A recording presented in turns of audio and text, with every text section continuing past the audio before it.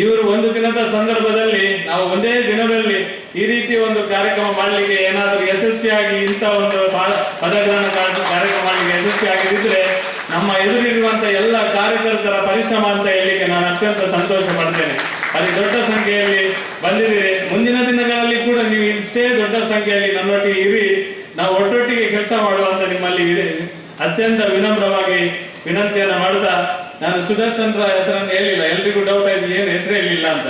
ಸುದರ್ಶನ್ರದ್ದು ಹೇಳಲೇಬೇಕು, ಯಾಕೆಂದ್ರೆ ಕಳೆದ 4 ವರ್ಷಗಳಲ್ಲಿ ಅವರು ಸುದರ್ಶನ್ ಅಧ್ಯಕ್ಷರಾಗಿ ಕಸ್ತೂರಿ ಪಂಜ, ರಾಮದಾಸರು, ಸುಧೀರ್ ಶೆಟ್ರು ಎಲ್ಲ ಇಡೀ ತಂಡ ಒಂದು ಅತ್ಯಂತ ಒಳ್ಳೆ ರೀತಿಯಲ್ಲಿ, ಯಾಕೆಂದ್ರೆ 4 ವರ್ಷಗಳ ಕಾಲ ನಿರಂತರ ಕೆಲಸ ಮಾಡೋದಂದ್ರೆ ಅಷ್ಟು ಸುಲಭದ ಕೆಲಸ ಅಲ್ಲ. ಯಾಕೆಂದ್ರೆ ನಾನು ನಮ್ಮ ಮಲ್ಲಿಕಕ್ಕ ಕೂಡ ಇದ್ದಾರೆ, ಪಾಪ ಮಲ್ಲಿಕಾ ಪ್ರಸಾದ್ ಭಂಡಾರಿ ಅವರು ಕೂಡ ಹಿಂದ್ಗಡೆ ಇದ್ದಾರೆ, ಅಕ್ಕ ಅವರು ಕೂಡ ಮಾಜಿ ಶಾಸಕರು, ಪುತ್ತೂರಿನ ಅಕ್ಕ ಕೂಡ ಇದ್ದಾರೆ. ನಮ್ಮ ಕೆಲಸ ಮಾಡ್ಲಿಕ್ಕೆ ಅಷ್ಟು ಸುಲಭ ಇಲ್ಲ. ಯಾಕಂದ್ರೆ ನಾನು ಈ ಜಿಲ್ಲೆ ಈ ಮಟ್ಟಕ್ಕೆ ಬರಬೇಕಿದ್ರೆ 1989ರಲ್ಲಿ ಲೋಕಾಯಿ ಗಟ್ಟಿ ಅವರು ನಮ್ಮ ಕುಂಪಲ ಮೈದಾನದಲ್ಲಿ, ನಿಜವಾಗಿ ನಮ್ಮ ಕುಂಪಲ ಇಡೀ 8 ಬೂತ್ ಇದೆ, ನಿಜವಾಗಿ ಲೆಕ್ಕ ಹಾಕಿದ್ರೆ 9 ಓಟು ಕೂಡ ನಮ್ಮ 2 ಡಿಜಿಟಿನ ಓಟು ಕೂಡ ನಮ್ಮ 8 ಯಾವ ಬೂತ್ ಅಲ್ಲಿ ಕೂಡ ಬರುವಂತ ಸಂದರ್ಭ ಅಲ್ಲ.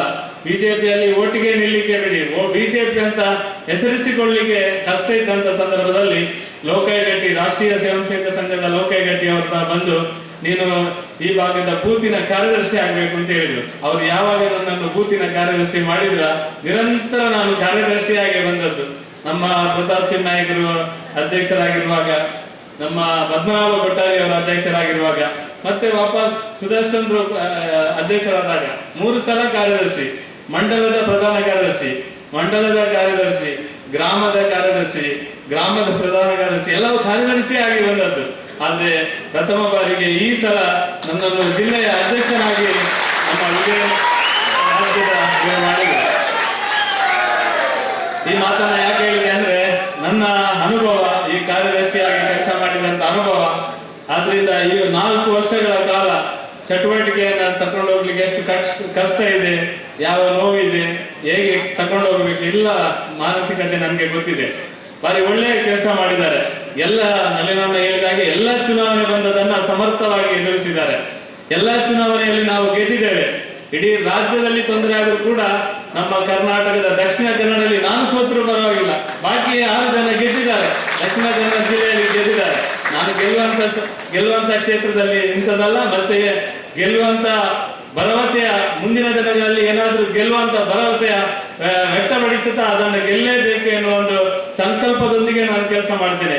ಆದ್ರೆ ಅಲ್ಲಿ ನಾನೇ ಹೋಗಿ ನಿಲ್ತೇನೆ ಎನ್ನುವ ಒಂದು ತಲೆಯಲ್ಲಿ ಇಟ್ಟುಕೊಂಡು ಕೆಲಸ ಖಂಡಿತ ಮಾಡುವುದಿಲ್ಲ. ಯಾರು ಕಾರ್ಯಕರ್ತರು ನಿಂತರು ಆ ಉಳ್ಳಾಲ ಕ್ಷೇತ್ರದಲ್ಲಿ ಗೆಲ್ಲುವ ರೀತಿಯಲ್ಲಿ ನಾನು ಜಿಲ್ಲಾಧ್ಯಕ್ಷನಾಗಿ ಕೆಲಸ ಖಂಡಿತ ಮಾಡ್ತೇನೆ. ನಾನು ಮೊನ್ನೆ ಜವಾಬ್ದಾರಿ ಕೊಡುವಾಗ ಸಹ ನಾನು ಹೇಳಿದ್ದೇನೆ, ನನಗೆ 1 ಸಲ MLA ಓಟು ನಿಲ್ಬೇಕು ಅಂತ ಭಾರಿ ಆಸೆ ಇತ್ತು. ಯಾಕೆಂದ್ರೆ ತುಂಬಾ ವರ್ಷದಿಂದ ನಮ್ಮ ಕ್ಷೇತ್ರದಲ್ಲಿ ಒಂದು ಶಾಶ್ವತವಾದ ಕುಡಿಯುವ ನೀರಿನ ವ್ಯವಸ್ಥೆಯನ್ನು ಕೂಡ ನಮ್ಮ ಶಾಸಕರಿಗೆ ಮಾಡ್ಲಿಕ್ಕೆ ಸಾಧ್ಯ ಆಗಲಿಲ್ಲ. ಸಾಕಷ್ಟು ಅಭಿವೃದ್ಧಿ ಕೆಲಸ ಮಾಡಲಿಕ್ಕೆ ಅತ್ಯಂತ ಒಳ್ಳೆಯ ಅವಕಾಶ ಇತ್ತಂತ 30-40 ವರ್ಷ ಅವರು ತಂದೆ ಮತ್ತು ಮಗ ಇದ್ದಂತ ಒಂದು ಕ್ಷೇತ್ರದಲ್ಲಿ 1 ಸಲ ಜಯರಾಮ್ ಶೆಟ್ಟು MLA ಆದಂತ ಸಂದರ್ಭದಲ್ಲಿ ಅವರು ಇಡೀ ಮಾಡಿದಂತ ಕೆಲಸ ಕಾರ್ಯ ಇವರು 40 ವರ್ಷ ಮಾಡಲಿಕ್ಕೆ ಸಾಧ್ಯ ಆಗದನ್ನು 5 ವರ್ಷದಲ್ಲಿ ಮಾಡಿ ತೋರಿಸಿದ್ದಾರೆ. ನಾನು ಸತ್ಯ ಹೇಳ್ಬೇಕೆಂದ್ರೆ, ನಾನು ಈ ವೇದಿಕೆಯಲ್ಲಿ ನಿಲ್ಬೇಕೆಂದ್ರೆ ನನಗೆ ರಾಜಕೀಯ ಶಕ್ತಿ ಕೊಟ್ಟವರು ಆ ದಿನ ಜಯರಾಮ್ ಶೆಟ್ರು.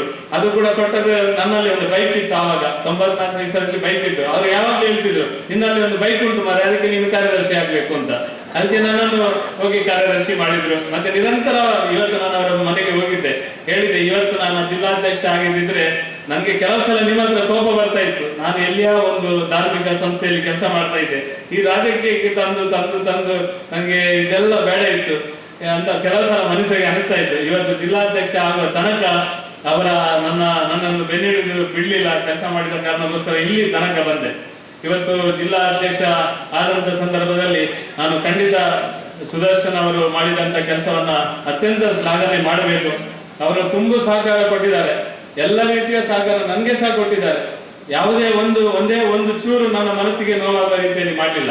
ಯಾಕೆಂದ್ರೆ ಹೋದ ಸಲ ನಾನು ಅಧ್ಯಕ್ಷ ಆಗುದ, ಅವರ ಅಧ್ಯಕ್ಷ ಆಗುದ, ಈ ಚರ್ಚೆ ಎಲ್ಲ ಇತ್ತಲ್ಲ ನಲ್ಲಿನ ಇತ್ತು. ಆದ್ರೆ ಅವರಾದ್ರು, ನಾನು ಅವಾಗ್ಲೇ ಹೇಳಿದೆ, ನೀವಾದದಕ್ಕೆ ನನ್ನ ಹತ್ರ ಏನು ಬೇಸರ ಇಲ್ಲ, ಪೂರ್ಣ ಪ್ರಮಾಣದಲ್ಲಿ ನಿಮ್ಮೊಟ್ಟಿಗೆ ನಿಂತು ಕೆಲಸ ಮಾಡ್ತೇನೆ ಅಂತ ಹೇಳಿದೆ.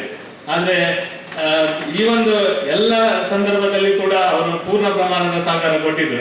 ನಾನು ಒಂದು ಸಲ MLA ಗೆ ನಿಲ್ಲುವ ಬಗ್ಗೆ ನಾನು ಹೇಳಿದೆ, ಒಂದ್ಸಲ ಅಭಿವೃದ್ಧಿ ಮಾಡಬೇಕೆನ್ನುವ ಕಾರಣಕ್ಕೋಸ್ಕರ ಆ ಭಾಗದಲ್ಲಿ ಒಂದ್ಸಲ ಅವಕಾಶ ನೀವೆಲ್ಲ ಸೇರಿ ಕೊಟ್ಟಿದ್ದೀರಿ. ಕೊಟ್ಟ ನಂತರ ಮತ್ತೆ ನನಗೆ ಅವಕಾಶ ಕೊಡಬೇಕು ಅಂತ ನಾನು ಕೇಳಲೇ ಇಲ್ಲ.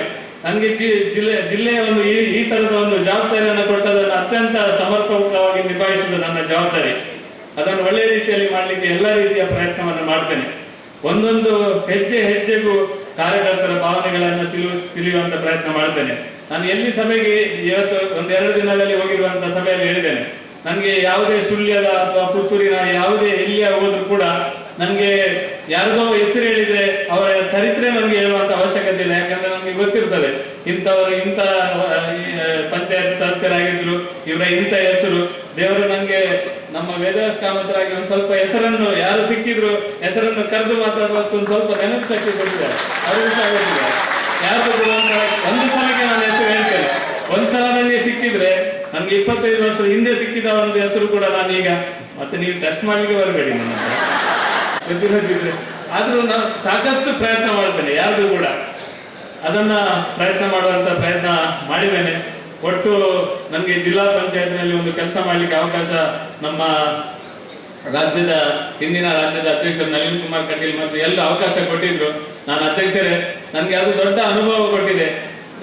ನಾನು ಗ್ರಾಮ ಪಂಚಾಯತ್ ಗ್ರಾಮಸ್ನೇಹಿ ಎನ್ನುವ ಒಂದು ಕಾರ್ಯಕ್ರಮವನ್ನು ಮಾಡಲಿಕ್ಕೆ ನಾನು ಹೊರಟಂತ ಸಂದರ್ಭದಲ್ಲಿ ಪ್ರತಾಪ್ ಶಿವನಾಯಕರು ಮತ್ತು ನಮ್ಮ ಸಂಸದರಾದ ನಳಿನ್ ಕುಮಾರ್ ಕಟೀಲ್ ಅವರು ಮತ್ತು ಎಲ್ಲ ಇಡೀ ನಮ್ಮ ಜಿಲ್ಲಾ ಪಂಚಾಯತ್ ತಂಡ ಇದೊಂದು ಒಳ್ಳೆಯ ಕಾರ್ಯಕ್ರಮ ಆಗಬಹುದು ಎನ್ನೆಲೆಯಲ್ಲಿ ನಮಗೆ ತುಂಬಾ ಸಹಕಾರ ಮಾಡಿದ್ರು. ಗ್ರಾಮ ಸ್ನೇಹಿ ಕಾರ್ಯಕ್ರಮದ ಮುಖಾಂತರ ಇಡೀ ರಾಜ್ಯದಲ್ಲಿ ಒಂದು ಹೊಸ ರೀತಿಯ ಕಾರ್ಯಕ್ರಮವನ್ನು ಯೋಚನೆ ಮಾಡುವ ಅನುಷ್ಠಾನ ಮಾಡುವಂತ ಪ್ರಯತ್ನ ನಾನು ಮಾಡಿದೆ. ಯಾಕೆಂದ್ರೆ ಎಲ್ಲರ ಮನಸ್ಸಲ್ಲಿ ಒಬ್ಬ ಜಿಲ್ಲಾ ಪಂಚಾಯತ್ ಮೆಂಬರ್, ತಾಲೂಕ್ ಪಂಚಾಯತ್ ಮೆಂಬರ್, ಗ್ರಾಮ ಪಂಚಾಯತ್ ಮೆಂಬರ್ ಅಂದ್ರೆ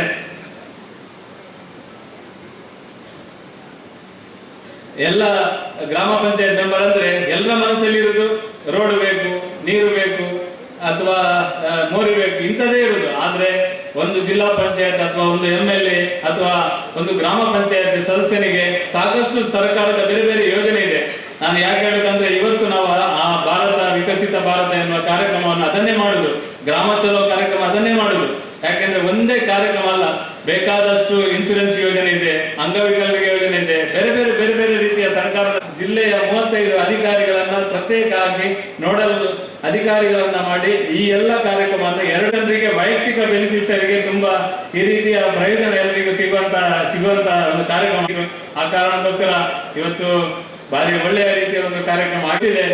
ನನ್ನನ್ನು ಕೆಲವು ಸಲ ನನ್ನ ರಾಜಕೀಯ ಮುಗಿದೇ ಹೋಯ್ತು ಅಂತ ತಿಳ್ಕೊಂಡಿದೆ, ನನ್ನ ಸಾರ್ವಜನಿಕ ಜೀವನ ಮುಗಿದೇ ಹೋಯ್ತು ಅಂತ ತಿಳ್ಕೊಂಡಿದೆ. ಅಷ್ಟು ನನ್ನ ಜೀವನದಲ್ಲಿ ಕಷ್ಟ ಬಂದಿತ್ತು. ನಾನು ಓದೆ ಅಂತ ತಿಳ್ಕೊಂಡಿದ್ದೆ, ಮೊನ್ನೆ ಆಗಿ ಹೋಗಿದೆ ಅಂತ ತಿಳ್ಕೊಂಡೆ. ಮತ್ತೆ ನನಗೆ ರಾಜಕೀಯ ಜೀವನವನ್ನ ರಾಷ್ಟ್ರೀಯ ಸ್ವಯಂ ಸೇವಕ ಸಂಘದ ಹಿರಿಯರು ನನಗೆ ಧೈರ್ಯ ತುಂಬಿ, ಏನ್ ಹೆದರಬೇಡ, ನೀನು ನಿನ್ನೊಟ್ಟಿಗೆ ನಾವಿದ್ದೇವೆ ಮಾರೆ, ಯಾವ ಸಂದರ್ಭದಲ್ಲಿ ಕೂಡ ಧೈರ್ಯ ಕಳ್ಕೊಳ್ಬೇಡ ಅಂತ ನಮ್ಮ ಸಂಸದರು, ನಮ್ಮ ಎಲ್ಲ ಹಿರಿಯರು ಕೂಡ, ವಿಶೇಷವಾಗಿ ಕೋಟಾ ಶ್ರೀನಿವಾಸ್ ಪೂಜಾರು ಅವರು ನನ್ನನ್ನು ಒಂದು ಸಲ ಕರೆದು ನನ್ನನ್ನು ಬೆನ್ನು ತಟ್ಟಿ, ಹೆದರಬೇಡ, ನೀನು ಹೆದರುವಂತ ಅವಶ್ಯಕತೆ ಇಲ್ಲ, ನಾವೆಲ್ಲ ಗಟ್ಟಿಯಾಗಿ ನಿನ್ನೊಟ್ಟಿಗೆ ಇದ್ದೇವೆ. ಈ ರಾಜಕೀಯ ಸೀಟಿಗೋಸ್ಕರ ಅಲ್ಲ, ವೈಯಕ್ತಿಕ ಬದುಕಿಗೋಸ್ಕರ ಒಟ್ಟಿಗೆ ಹೋಗುವ, ನೀನು ತಲೆಬಿಸಿ ಮಾಡಬೇಡ ಅಂತ ಹೇಳಿದ್ರು. ನಾನು ಮತ್ತೆ ನನ್ನ ದೇವರು ವಾಪಸ್ ಶ್ರೀಕೃಷ್ಣ ಪರಮಾತ್ಮ ತಲೆ ಎತ್ತಿ ನಿಲ್ಲುವಂತೆ ನನ್ನನ್ನು ಮಾಡಿದ್ದಾರೆ. ಆದ್ರಿಂದ ಕಷ್ಟ ಮತ್ತು ಕಾರ್ಯಕರ್ತನ ನೋವು, ಕಾರ್ಯಕರ್ತನ ಭಾವನೆ ನನಗೆ 100ಕ್ಕೆ 100% ಗೊತ್ತಿದೆ. ನೀವು ಯಾರು ಚಿಂತೆ ಮಾಡಬೇಡಿ. ನಾನೊಂದು ಅಧ್ಯಕ್ಷ ಆದ ತಕ್ಷಣ ಯಾರಿಗೂ ತೊಂದರೆ ಆಗುದಿಲ್ಲ, ಯಾರಿಗೂ ತೊಂದರೆ ಮಾಡುವ ಮನಸ್ಸು ಕೂಡ ನನಗೆ ಇಲ್ಲ, ಯಾರಿಗೂ ಒಂದು ಚೂರು ನೋವು ಮಾಡುವ ಮನಸ್ಸು ಕೂಡ ನನಗೆ ಇಲ್ಲ. ನೀವು ಎಲ್ಲಿಯಾದ್ರೂ ನಾನು ಮಾಡಿದಂತ ಕೆಲಸದಲ್ಲಿ ವ್ಯತ್ಯಾಸ ಆದ್ರೆ ನನ್ನಲ್ಲಿ ಮುಖತ ನೀವು ಬಂದು ಇದರಿಂದ ತೊಂದರೆ ಆಗಿದೆ ಅಂತ ಮುಖತ ಹೇಳಿ, ನನ್ಗೆ ನನ್ಗೇನೆ ಹೇಳಿ. ಅದರ ಬದಲು ಯಾರಿಗಾರು ಹೇಳಿಕ್ಕೆ ಹೋಗ್ಬೇಡಿ, ನನ್ಗೇನೆ ಹೇಳಿ, ಈ ಡಿಸಿಷನ್ ತಪ್ಪು, ಈ ತರ ಮಾಡಿದ್ರೆ ತಪ್ಪು, ನಾನು ಸರಿ ಮಾಡ್ಕೊಂಡು ಹೋಗುವಂತ ಒಬ್ಬ ಸಾಮಾನ್ಯ ಕಾರ್ಯಕರ್ತ, ಯಾವಾಗಲೂ ಒಬ್ಬ ಸಾಮಾನ್ಯ ಕಾರ್ಯಕರ್ತ. ನನಗೆ ಯಾವತ್ತೂ ಕೂಡ ಅಧ್ಯಕ್ಷ ಎನ್ನುವ ತಲೆಯಲ್ಲಿ ಇಲ್ಲವೇ ಇಲ್ಲ. ನನಗೆ ಯಾವತ್ತು ನಾನು ಎಲ್ಲಿ ಕಾರ್ಯಕ್ರಮ ಮಾಡಿದ್ರು ಇವತ್ತು ಮಾತ್ರ ಅಲ್ಲಿ ಕೂತದ್ದು. ಯಾವತ್ತು ಕಾರ್ಯಕ್ರಮ ಮಾಡಿದ್ರೆ ಕೆಳಗೆ ಕೂತೇ ನನಗೆ ಅಭ್ಯಾಸ. ನನಗೆ ಹೆಚ್ಚು ಕೆಳಗೆ ಕೂತಲ್ಲಿ ಸಂತೃಪ್ತಿ ಇರುವಷ್ಟು ಮೇಲೆ ಕೂತದ್ದು ಸಂತೃಪ್ತಿ ಇಲ್ಲ. ಹೆಚ್ಚು ಕೆಳಗೆ ಕೂತಲ್ಲಿ ಸಂತೃಪ್ತಿ. ಯಾಕಂದ್ರೆ ಜವಾಬ್ದಾರಿ ಕೆಳಗೆ ಕೂತಾಗ ಮಾತ್ರ ಗೊತ್ತಾಗುದು, ಮೇಲೆ ಕೂತ ನಾನು ಅದಕ್ಕೋಸ್ಕರ ಇಡೀ ಜಿಲ್ಲೆಯಲ್ಲಿ ಯಾರಿಗೆಲ್ಲ ಮನಸ್ಸಿಗೆ ಈ ಒಂದು ತೀರ್ಮಾನ ತಗೊಳ್ಳುವಾಗ ಎಲ್ರಿಗೂ ನ್ಯಾಯ ಕೊಡ್ಲಿಕ್ಕೆ ಆಗುದಿಲ್ಲ. ಇವತ್ತು ಜಿಲ್ಲೆಯ ಟೀಮಲ್ಲಿ 21 ಜನರನ್ನು ಮಾಡಬೇಕು. ಸುಮಾರು 200-300 ಜನರಿಗೆ ಆಸೆ ಉಂಟು. ನನ್ಗೆ ಸಹ 200-300 ಜನರಿಗೆ ಕೂಡ ಜವಾಬ್ದಾರಿ ಕೊಡಬೇಕು ಅಂತ ಆಸೆ ಉಂಟು. ಕೊಡ್ಲಿಕ್ಕೆ ಆಗುದಿಲ್ಲ, 21 ಜನರಿಗೇನೆ ಕೊಡ್ಲಿಕ್ಕೆ ಆಗುದು. ಆ 21 ಜನ ಬಿಟ್ಟು ಬಾಕಿ ಅವರದ್ದು ಮನಸ್ಥಿತಿ ನನ್ಗೆ ಸಹ ನೋವಾಗ್ತದೆ. ಎಲ್ರಿಗೂ ಕೊಡ್ಬೋದು, ಹೇಗೆ ಕೊಡ್ಲಿಕ್ಕೆ ಆಗುದಿಲ್ಲ. ಆದ್ರೆ ಇತಿಮಿತಿಯ ಒಳಗೆ ನಿಮ್ಗೆ ಜವಾಬ್ದಾರಿ ಸೀಮಿತವಾಗಿ ಕೊಟ್ಟರು ಕೂಡ ನಿಮ್ಮ ಭಾವನೆಗಳಿಗೆ ಯಾವತ್ತು ಜವಾಬ್ದಾರಿಯುತವ ಒಬ್ಬ ಕಾರ್ಯಕರ್ತನಾಗಿ ನಿಮ್ಮೊಟ್ಟಿಗೆ ಇದ್ದು ಕೆಲಸ ಮಾಡ್ತೇನೆ ಎನ್ನುವ ಭಾವನೆಯನ್ನ ಈ ಸಂದರ್ಭದಲ್ಲಿ ವ್ಯಕ್ತಪಡಿಸ್ತೇನೆ. ಯಾವತ್ತೂ ಯಾರಿಗೂ ನೋವಾಗದ ರೀತಿಯಲ್ಲಿ ಕೆಲಸ ಕಾರ್ಯಗಳನ್ನು ಮಾಡ್ತೇನೆ. ನಮ್ಗೆ ಎಲ್ಲರೂ ಒಟ್ಟಾಗಿ ಕೆಲಸ ಮಾಡುವ. ಮುಂದಿನ ದಿನಗಳಲ್ಲಿ ನಾವು ಇವತ್ತೊಂದು ಪರ್ವ ಕಾಲದಲ್ಲಿ ನಮ್ಗೆ ಜವಾಬ್ದಾರಿ ಸಿಕ್ಕಿದೆ ಅಂತ ತಿಳ್ಕೊಂಡಿದ್ದೇನೆ. ನಾನು 1989ರಲ್ಲಿ ಹಿಟ್ಟಿಗೆ ಹಿಡಿಕೊಂಡು ಮನೆ ಮನೆಗೆ ಹೋಗುವಾಗ ಆ ಸಂದರ್ಭದಲ್ಲಿ 3 ದಿನ ಆಸ್ಪತ್ರೆಯಲ್ಲಿ ಮಲಗಿದ್ದೇನೆ, ಪೆಟ್ಟು ತಿಂದು 3 ದಿನ ಪೆಟ್ಟು ತಿಂದು. ಹಾಗೆ ಯಾರು ನನ್ಗೆ ಬೇರೆಯವರು ಇದಾದದಲ್ಲ, ಒಂದ್ ಸ್ವಲ್ಪ ರಾಜಕೀಯ ಸಂಘರ್ಷಕ್ಕೋಸ್ಕರ 3 ದಿನ ಮಲಗಿದ್ದೆ. ಆ ಸಂದರ್ಭದಲ್ಲಿ ನನ್ಗೆ ಎನಿಸ್ಲೇ ಇಲ್ಲ ರಾಮ ಮಂದಿರ ಆಗ್ಬೋದು ಅಂತ. ಇವತ್ತು ರಾಮ ಮಂದಿರ ಮೊನ್ನೆ ಲೋಕಾರ್ಪಣೆ ಆಗಿ ಪ್ರಾಣ ಪ್ರತಿಷ್ಠೆ ಆಗುವಾಗ ಎಷ್ಟು ಖುಷಿ ಆಯಿತು. ಅಂತ ಸಂದರ್ಭದಲ್ಲಿ ನಮ್ಮ ರಾಜ್ಯದ ಅಧ್ಯಕ್ಷರು ವಿಜಯೇಂದ್ರರು ನನ್ಗೆ ಈ ಒಂದು ಅಧ್ಯಕ್ಷ ಪದವಿಯನ್ನ ಕೊಟ್ಟಿದ್ದಾರೆ. ಇದು ಕೊಡಬೇಕಿದ್ರೆ ನಿಮ್ಮೆಲ್ಲರ ಸಹಕಾರದಿಂದ ಕೊಟ್ಟಿದ್ದಾರೆ. ವೇದಿಕೆಯಲ್ಲಿ ಕೂತವರು, ಎದುರು ಕೂತವರು, ಇದರ ಹಿಂದುಗಡೆ ಯಾರಿದ್ದಾರೆ, ಯಾರೆಲ್ಲ ಸಹಕಾರ ಮಾಡಿದ್ದಾರೆ ನನಗೆ ಗೊತ್ತುಂಟು. ಎಲ್ಲರ ಸಹಕಾರದಿಂದ, ಎಲ್ಲರ ಪ್ರೀತಿಯಿಂದ ಈ ಒಂದು ಅಧಿಕಾರ ನಮಗೆ ಜವಾಬ್ದಾರಿಯನ್ನು ನೀವು ಕೊಟ್ಟಿದ್ದೀರಿ. ಎಲ್ಲರ ನಿಮ್ಮ ನೀವಿಟ್ಟಿರುವಂತ ಭರವಸೆ, ನೀವಿಟ್ಟಿರುವಂತ ನನ್ನ ಮೇಲೆ ಇಟ್ಟಿರುವಂತ ಯಾವ ಜವಾಬ್ದಾರಿ ಕೊಟ್ಟಿದೆ ಅದನ್ನು ಸರಿಯಾಗಿ ನಿಭಾಯಿಸುವಂತ ಶಕ್ತಿ ಸತೀಶನಿಗೆ ಉಂಟು ಅಂತ ಯೋಚನೆ ಮಾಡಿ ಎಲ್ಲಿ ಕೂಡ ಅಪ್ಪಿತಪ್ಪಿ ವ್ಯತ್ಯಾಸ ಆಗದ ರೀತಿಯಲ್ಲಿ ಎಲ್ಲವನ್ನ ಒಳ್ಳೆ